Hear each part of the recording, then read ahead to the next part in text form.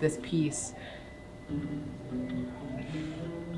it pays respect to the conversations that we need to have right now. I think the thing that stands out to me the most about it is the way that it's echoed so many experiences that I've had in my life. The feeling of it is so all-consuming that it renders us helpless, powerless in its presence.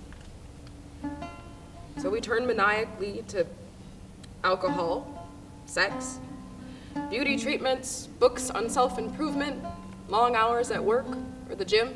I have been the beauty and I have been the beast. I have been repressed and I have been released. I have caused the famine and I have been the feast. I have been worshipped and I've been warred upon. You want to hear more? You want to hear more? You want to hear more? You want to hear more?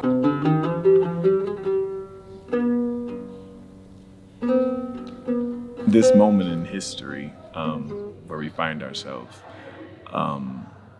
is something that I feel compelled to be on the right side of. Forced my body on hers, and dust to dust, erased all the trust between us. Wasn't even lust, only self-disgust that owned me, that drove me. Tonight, as a starring vehicle at 11, Black Pain. Tomorrow on Facebook Live, Black Pain. A few years down the line on your PS5, Black Pain. I think that I want the audience to understand their role in what has transpired and how we've gotten here, and to understand their role in how we move forward. It's the heartbeat of a conversation we need to remind ourselves to constantly listen to.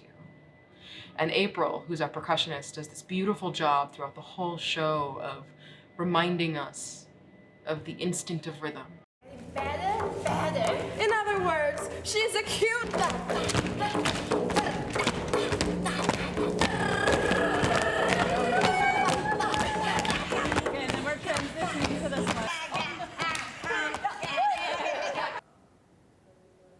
the subtleties of,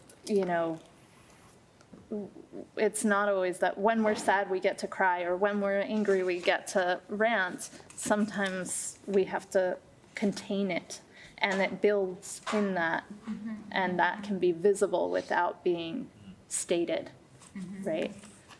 I think what drew me to this project was it had the vibe of just being very open and not like a standard show.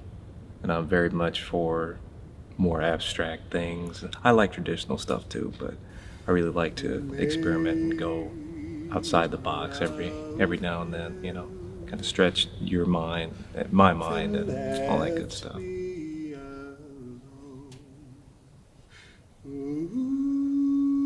Saw Susie bathing naked.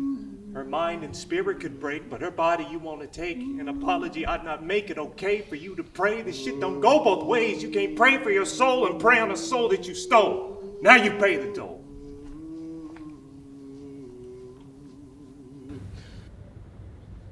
I'm a guy who messed up, seriously messed up, and doesn't know how to deal with that.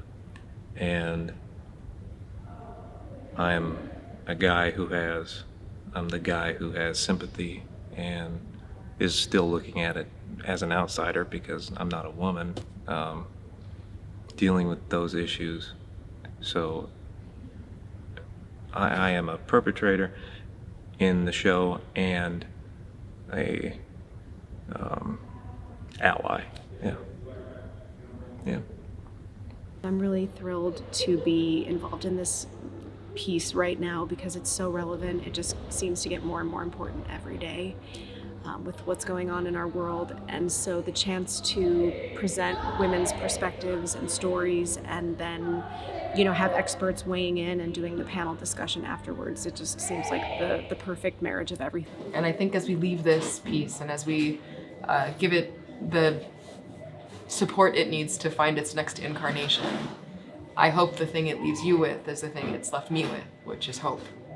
If we keep talking, if we keep doing the work, if we keep showing up and we keep speaking out, then things will change. We are the hope. And it's pretty amazing to be a part of something that brings as much hope as this piece does.